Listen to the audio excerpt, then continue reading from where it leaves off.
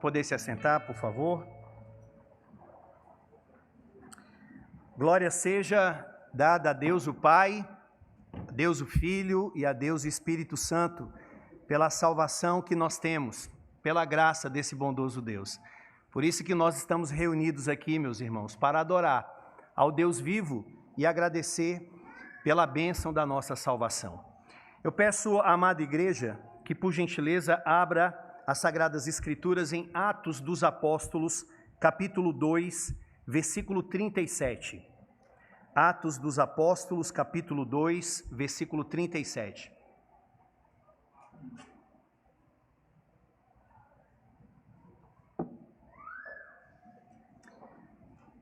Com muita atenção, reverência, acompanhem, por favor, a leitura da palavra do Senhor. Ouvindo eles estas coisas, compungiu-se-lhes o coração e perguntaram a Pedro e aos demais apóstolos: que faremos, irmãos? Respondeu-lhe Pedro: arrependei-vos e cada um de vós seja batizado em nome de Jesus Cristo para a remissão dos vossos pecados e recebereis o dom do Espírito Santo. Pois para vós outros é a promessa, para vossos filhos e para todos os que ainda estão longe, isto é, para quantos o Senhor nosso Deus chamar. Com muitas outras palavras, deu testemunho e exortava-os, dizendo: salvai-vos desta geração perversa. Então, os que lhe aceitaram a palavra foram batizados, havendo um acréscimo naquele dia de quase 3.000 pessoas. Vamos orar. Senhor Deus, ó Pai querido, dono desta igreja, que nos comprou com o sangue do Teu Filho, com a vida dele, e nos convenceu por intermédio do Teu Santo Espírito. Fale conosco, Senhor.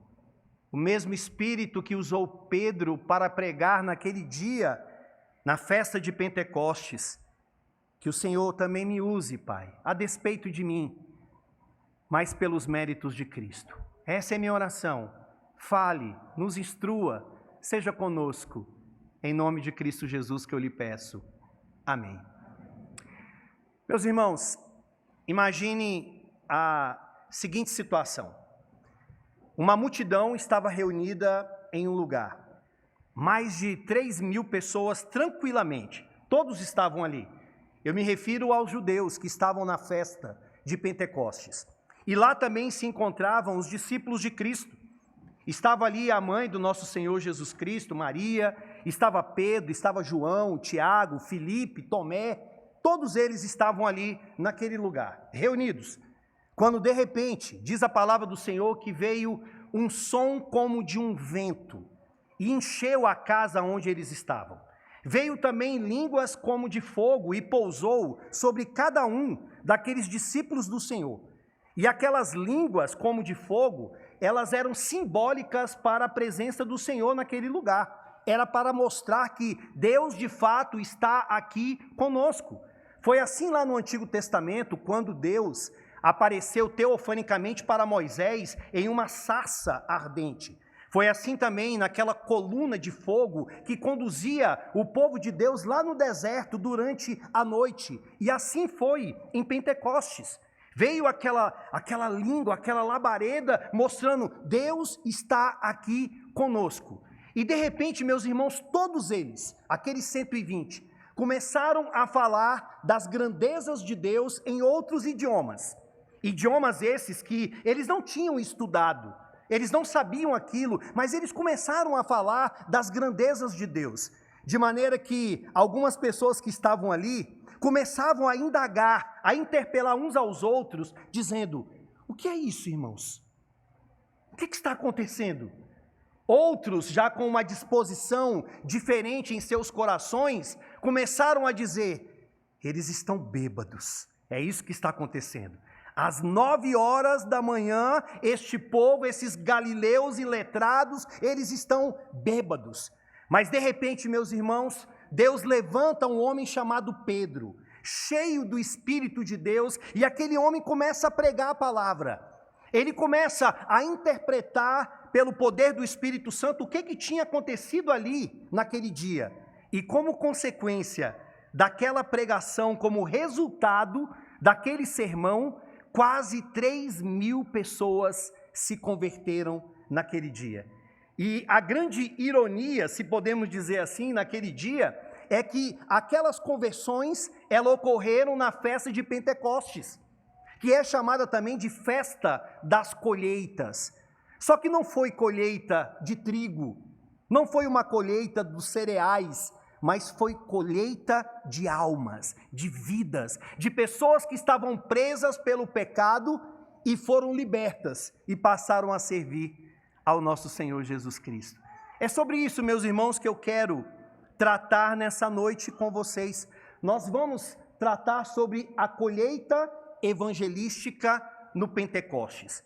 Veremos um sermão que foi pregado pelo apóstolo Pedro, e a diferença não foi a veemência dele, a diferença não foi a forma como ele falou, mas a diferença foi o Espírito Santo falando por intermédio dele. Veremos esse sermão em 4 pontos, e o primeiro é que nós podemos perceber que a eficácia de um sermão no que diz respeito à salvação depende da obra do Espírito Santo.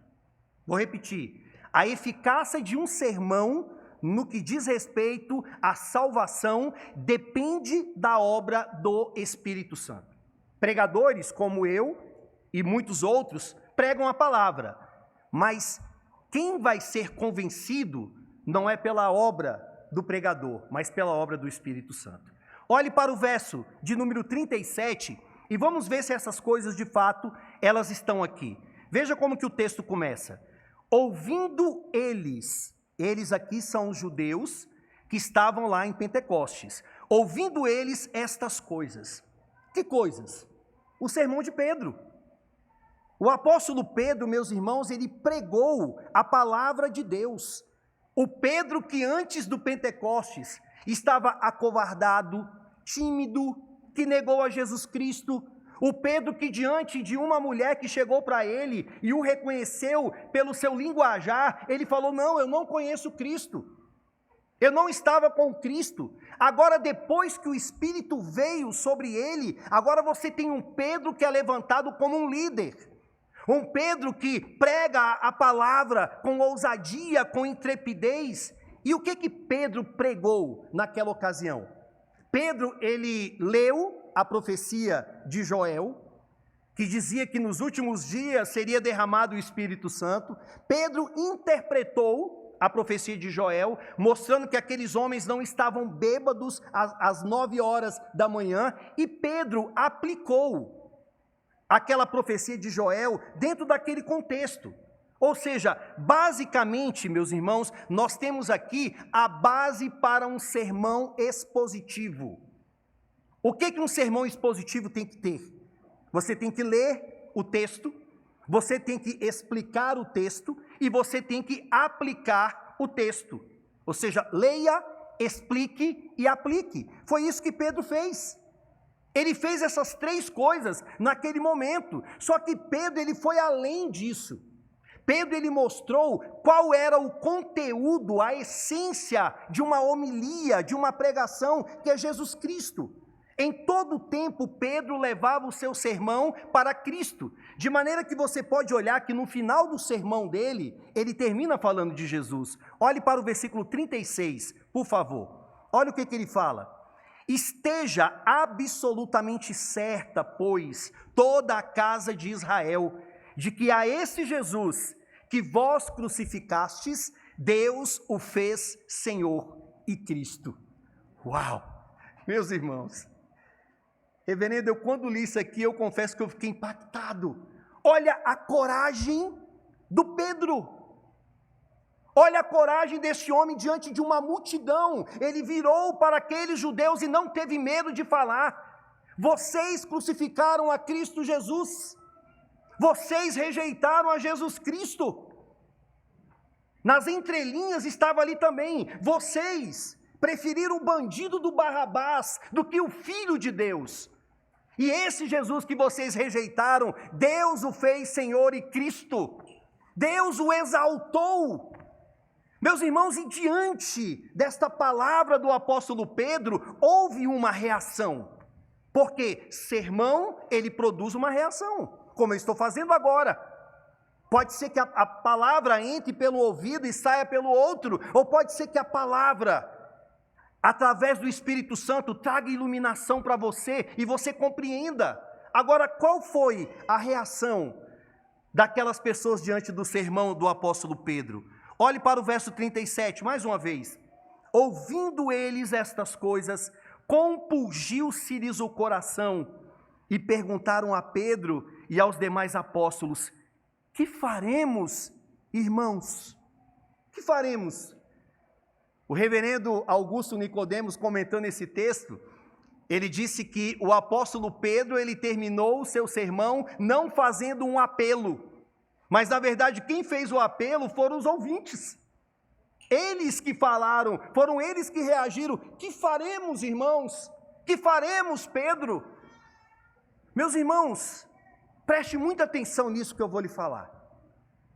Eu quero que vocês entendam uma coisa: essa reação destas pessoas, essa pergunta que eles fizeram, denuncia que algo havia acontecido dentro deles, interiormente. Quem faz uma pergunta como essa é porque certamente foi regenerado, porque certamente foi tocado pelo Espírito Santo, porque a boca fala do que o coração está cheio.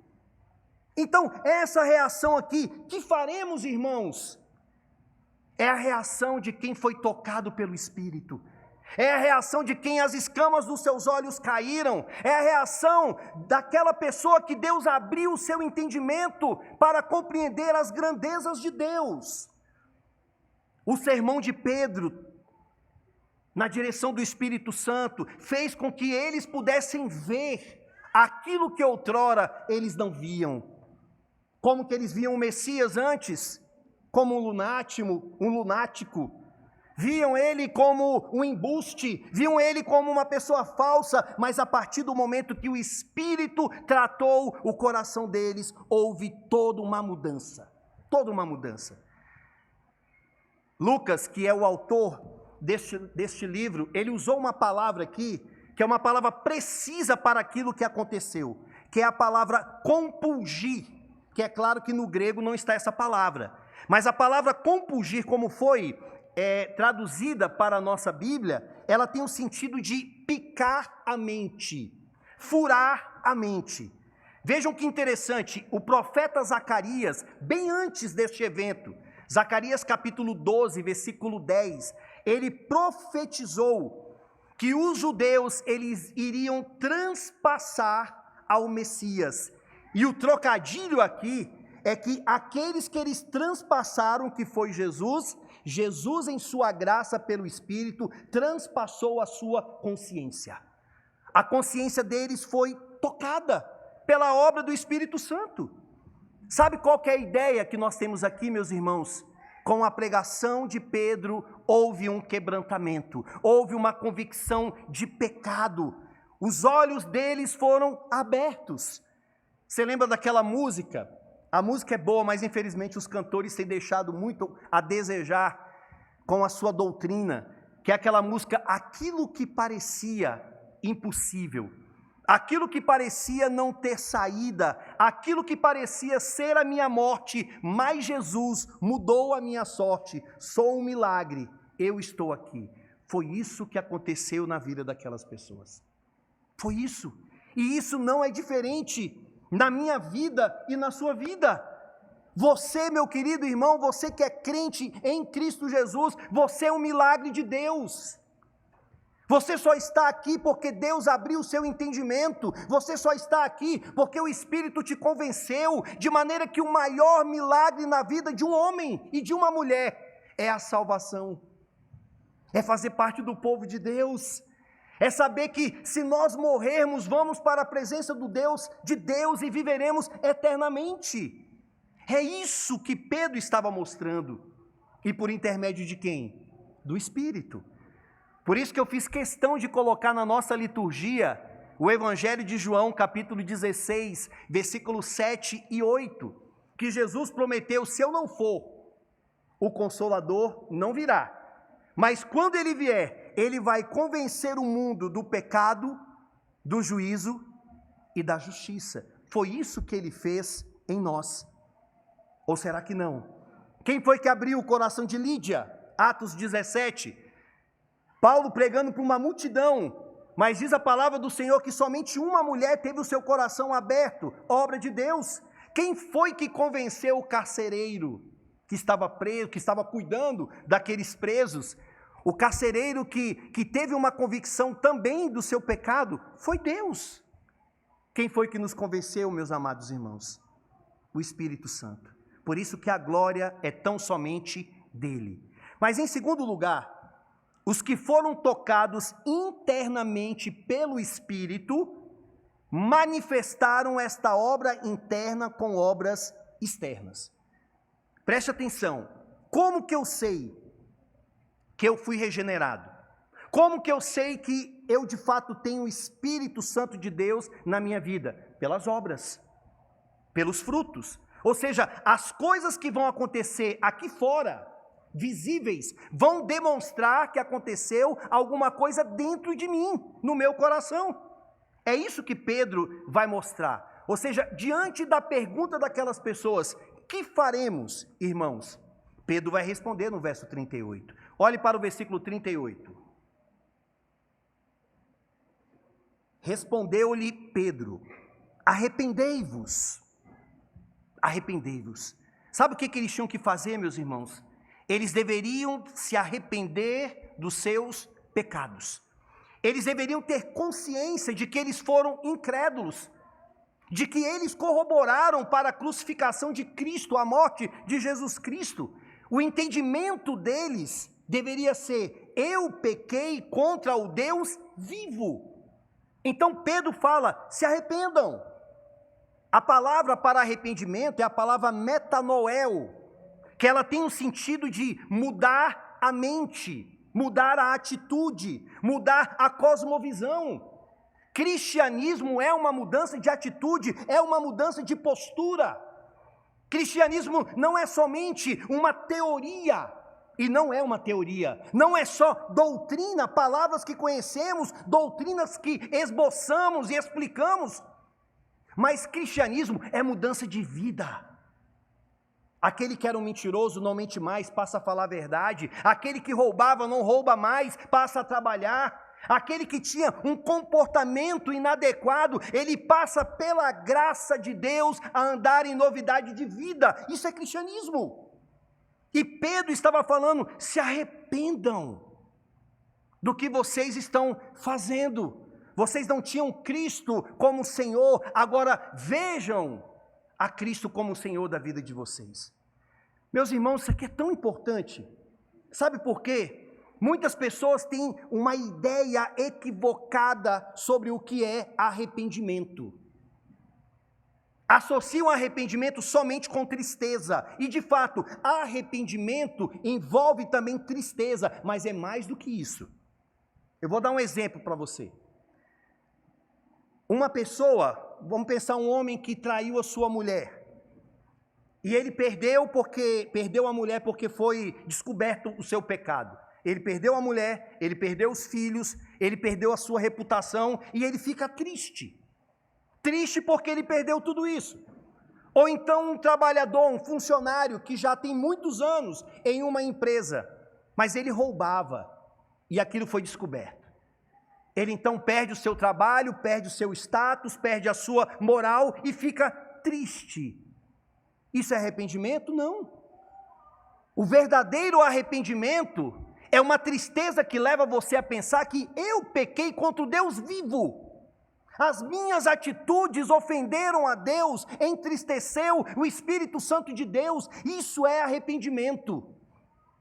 É mais do que tristeza, mera tristeza, é eu saber: eu pequei contra o Deus vivo, contra aquele que faz com que eu respire, que eu pense, que eu ande, aquele que me dá vida, aquele que me dá o pão de cada dia, aquele que me deixa por graça e misericórdia viver no mundo dele. Irmãos, quando Davi pecou, Davi ofendeu Batseba Davi ofendeu Urias, Davi ofendeu o pai de Batseba, a família de Urias, todo mundo. Ele entendia isso, mas o que ele falou lá no Salmo 51?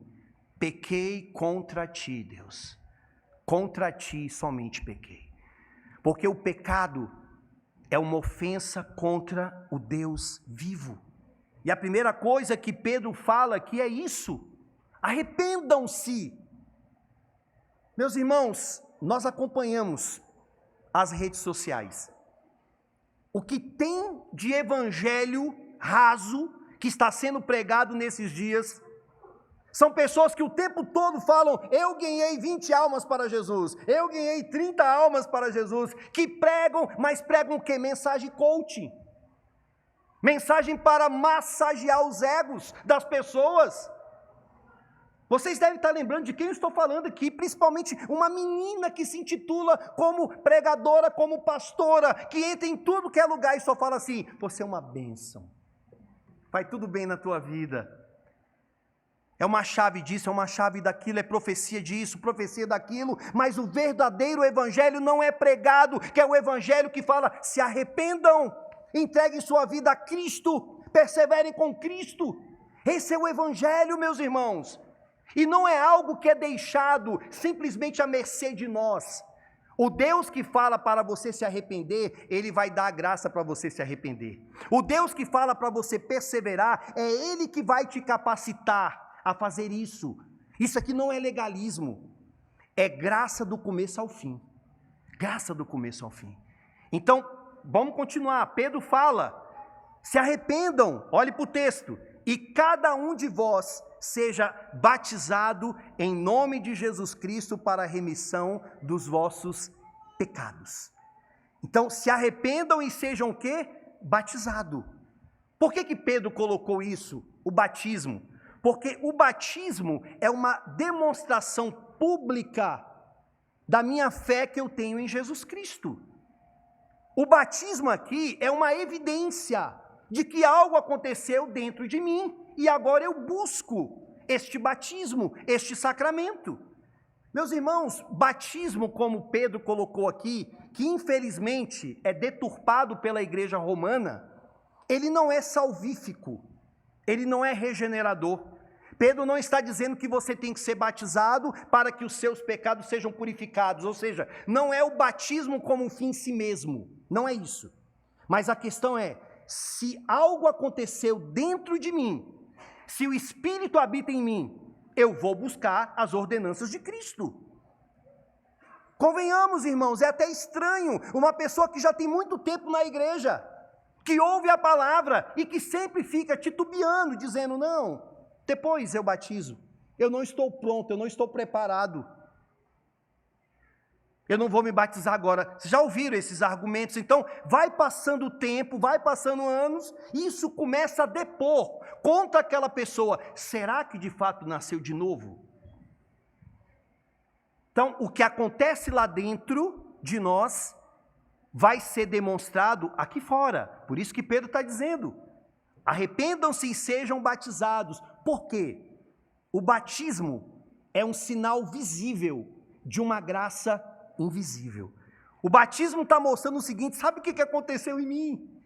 Eu sou justificado pela graça do bondoso Deus, eu sou regenerado pela graça desse Deus que me alcançou, e agora eu vou deixar isso muito claro através desse batismo, onde eu estou fazendo um juramento com o meu Deus, que eu vou ser fiel a Ele, pela graça dEle, até o fim.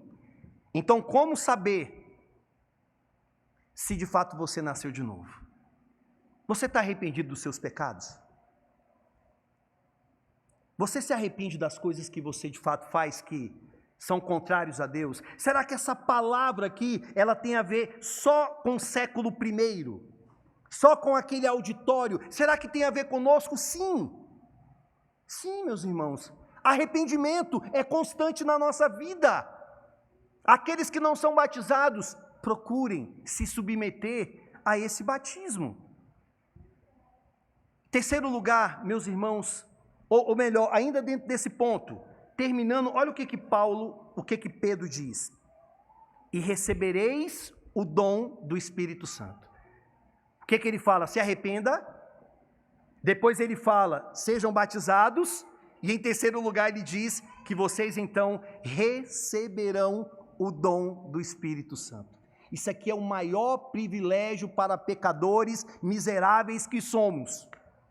É o maior privilégio, a maior bênção de Deus, saber que em você, crente, não habita o maligno, mas em você habita o Espírito Santo de Deus. Que dádiva! Não é, minha irmã? Que coisa maravilhosa isso! Um miserável como somos, que merecíamos o inferno, mas o Espírito de Deus habita em nós. Somos guiados pelo Espírito. Temos a mente de Cristo. É isso que Pedro está dizendo. O apóstolo Paulo, provavelmente pensando nesse texto, lá em Efésios, no capítulo 1, versículo 13 e 14, ele diz assim: em quem também vós, depois que ouvistes a palavra da verdade, o evangelho da vossa salvação, tendo também nele crido, fostes selados com o Santo Espírito da promessa. Fomos selados com este Espírito, e que Paulo vai dizer que este Espírito é o penhor, é a garantia de que quando Cristo voltar, ele voltará para buscar aqueles que têm o Espírito Santo de Deus. Você tem o Espírito? Você tem, meu irmão? O Espírito habita em você? Você foi agraciado porque você se arrependeu pela ação do Espírito, e o Espírito hoje está em você? O Espírito está em vocês, meus irmãos? Glória a Deus por isso. Essa é a maior dádiva que você recebeu da parte de Deus, é a garantia da tua salvação. Agora, preste atenção também num detalhe. Em terceiro lugar, nós vamos ver que a promessa desse Espírito é para quem? É para todo o povo do pacto. A promessa do envio do Espírito é para todo o povo do pacto. Olhe para o verso de número 39. Pois para vós outros é a promessa. O que é a promessa aqui? É a promessa do Espírito. Então, Pedro está dizendo, olha, para vocês é a promessa. Essa promessa do Espírito é a promessa que foi falada por Joel, é a promessa que foi falada por João Batista, é a promessa que foi falada pelo próprio Jesus. Jesus falou que ele enviaria o Espírito Santo. Então, ele está dizendo, é para vocês, judeus, é para os filhos de vocês, e também é para aqueles que ainda estão longe. O longe aqui, alguns intérpretes acreditam que está falando sobre os gentios, ou seja, é para nós, chegou até nós. Não ficou somente para os judeus eleitos, mas há um detalhe aqui muito importante, que não pode fugir ao nosso radar. Quando Pedro estava falando sobre isso, primariamente ele está falando sobre o Espírito, mas ele também está pensando no pacto que Deus fez com Abraão. Sabe quando a gente vai batizar crianças, ou quando a gente está expondo aquele texto de Gênesis 17, que a gente lembra que Deus fez um pacto com Abraão, e que prometeu que aquele pacto não era só com ele, mas também era com os filhos, a circuncisão, que era para o adulto, que era para a criança, aquela promessa que Deus fez, e ele falou que aquele pacto seria um pacto perpétuo, não seria somente para aquela época. E aí, agora, lá no dia de Pentecostes, o apóstolo Pedro, cheio do Espírito, ele fala, olha, essa promessa é para vocês, mas essa promessa também é para os seus filhos. E não venham falar que filhos aqui tem um outro sentido de que não de criança, porque o próprio termo grego diz respeito à criança. E um judeu naquela época, se você fosse um judeu lá no dia de Pentecostes, você entenderia a mensagem. Você entenderia que Pedro está falando que essa promessa tem a ver com o pacto de Abraão, que envolve a nós adultos e que envolve também os nossos filhos. Então as nossas crianças, elas não estão soltas da aliança que Deus fez, mas elas também fazem parte. O pacto é conosco, graça. O pacto é com os nossos filhos, graça. Então, em nome de Jesus Cristo, servo de Deus, Tira esse pensamento errôneo de ficar deixando para frente a ideia do batismo do seu filho. Isso é bíblico. É o Espírito para você, é o Espírito para o seu filho, é o Espírito na sua casa, é o pacto, é a aliança, é a redenção do seu lar. Está entendendo, meu irmão? Eu estou falando em amor com você. Traga os seus filhos, não espere ele crescer. Hoje ele está sob a tua tutela. E Deus fala que a promessa é para você e é também para eles. Agora, meus irmãos, olha como que o texto termina. O texto fala: para vós outros é a promessa, para vossos filhos, para todos os que ainda estão longe, isto é, para quantos o Senhor nosso Deus chamar. Soberania divina, é Deus que chama. O sermão de Pedro, leia, explique e aplique. O sermão de Pedro, fale sobre Jesus. O sermão de Pedro, fale sobre a soberania de Deus, é Ele que chama. Tudo vem dele, é Ele que chama, meus irmãos. Por isso que o pregador, ele apenas fala, ele anuncia, ele expõe com fidelidade, mas quem vai chamar é Ele. E aí, por fim, meus amados irmãos, em quarto e em último lugar, nós vemos então a colheita do Pentecostes. Olhe para o verso de número 40. Com muitas outras palavras, deu testemunho e exortava-os dizendo: salvai-vos desta geração perversa. Pedro estava dizendo, olha, com certeza ele estava falando sem saber a magnitude dessa palavra dele, salvai-vos dessa geração perversa, porque 40 anos depois, no ano 70, Jerusalém seria destruída, devastada. Pedro estava dizendo, salvai-vos dessa geração que tem se levantado contra o Messias. E isso aqui, meus irmãos, tem um eco para nós. O Espírito de Deus está falando conosco, salvai-vos desta geração imunda, ímpia, que nós estamos vivendo, que não tem temor a Deus, que idolatra homens, idolatra pessoas, cantores, artistas. Salvai-vos disso, venha para o Senhor. Aí ele diz no 41, então, olha a consequência do sermão. Os que lhe aceitaram a palavra foram batizados, obedeceram, havendo um acréscimo naquele dia de quase 3.000 pessoas. Ou seja, sermão, ele resulta nisso. Às vezes nós somos um pouco tímidos em relação a números. Devemos tomar cuidado com aquilo que o reverendo Hernandes sempre fala, que é a numerolatria. Mas também não podemos ter fobia de números. Pregue a palavra, e quem é que dá o crescimento à igreja? É Deus. Qual é a técnica, qual é o método, melhor dizendo, de Deus? É a pregação da palavra, é isso. 3.000 pessoas se converteram, depois 5.000 pessoas vão se converter, e quando a gente vai analisando Atos, só vai aumentando o número de pessoas, chega a um ponto de Lucas nem registrar mais números. E quem é que estava trazendo o crescimento? O Espírito Santo. Irmãos, quando eu fui plantar a igreja, e eu não quero deixar o foco na minha pessoa, no Espírito. Quando eu fui plantar a igreja em Bom Jesus, eu lembro, eu acho que eu já falei isso aqui, eu falei para o reverendo Emílio, meu irmão, me ajuda, o que eu tenho que fazer para plantar a igreja? E ele falou bem assim, Quaresma, prega a palavra. Prega a palavra. E ele até me indicou um livro, que até hoje eu tenho esse livro, que é o crescimento da igreja através de uma pregação poderosa no Espírito, mais ou menos assim. E eu preguei. Quem é que fez com que pessoas se convertessem lá? O Quaresma? Não, o Espírito. Eu apenas preguei. Fomos para a videira. Lá na videira, a palavra foi pregada, foi proclamada não só por mim, mas como que nós podemos explicar o crescimento da igreja presbiteriana videira? É o Espírito Santo. Como que podemos explicar o crescimento da redenção? O crescimento da redenção que veio da semear é o Espírito de Deus.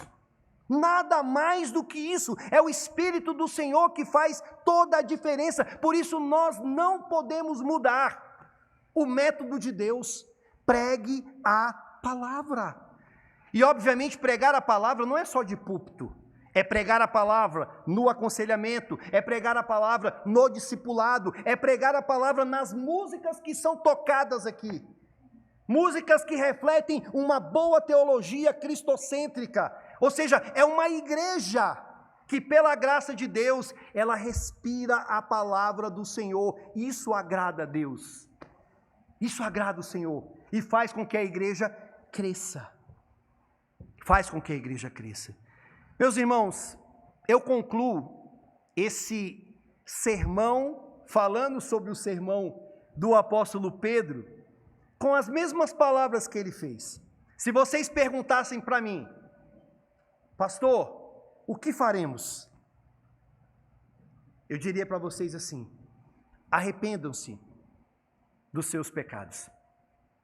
Arrependam-se de tudo que vocês fizeram contra Jesus Cristo. Até os que já são salvos, arrependimento constante. Sejam batizados em nome de Jesus Cristo.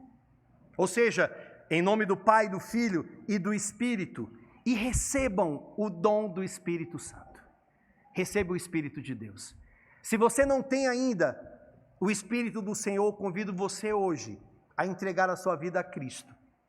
Se o Espírito está falando com você, meu irmão, pode ter certeza que Ele vai tirar as escamas dos seus olhos e vai fazer de você uma nova criatura. Amém, meus irmãos? Vamos orar? Feche seus olhos, por favor. Querido Deus, eu louvo, Pai, o Senhor, pela pregação do apóstolo Pedro. Também por essa pregação dessa noite, Deus. Pai, obrigado pelo Teu Espírito falar por intermédio de nós, os pregadores. Que haja em nós, sim, Senhor Deus, esse entendimento de como pregar, ler, explicar e aplicar. Esse entendimento de falar de Cristo e não de nós. Esse entendimento de que quando ocorrer os resultados, as salvações, não é por nós, mas é pelo Senhor. Continue abençoando essa amada igreja, Deus. Continue abençoando os pregadores desta igreja e que a glória do crescimento seja dada somente ao Senhor. Pois só o Senhor que pode fazer, que pode chegar aonde nós pregadores não podemos. Que toda a honra, toda a glória, louvor e adoração seja dado ao Senhor, Deus. Amém.